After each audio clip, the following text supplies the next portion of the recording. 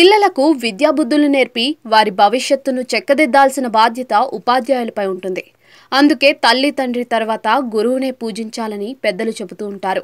అయితే ప్రస్తుతం అలాంటి పరిస్థితులు కనిపించడం లేదు. కొందరు టీచర్లు తమ ఇష్టారీతిన ప్రవర్తిస్తూ ఉపాధ్యాయ వృత్తికి కళంకం తీసుకొస్తున్నారు.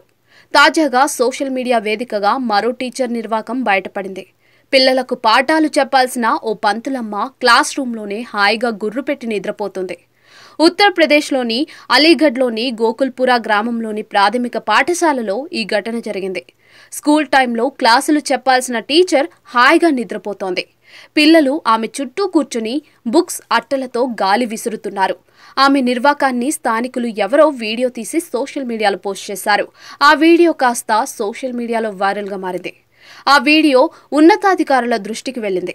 దీనిపై విచారణకు ఆదేశించామని, ఉపాధ్యాయురాలిపై తగిన చర్యలు తీసుకుంటామని వారు చెప్పారు. ఈ వీడియోపై నెట్టింట తీవ్ర ఆగ్రహం వ్యక్తమవుతుంది.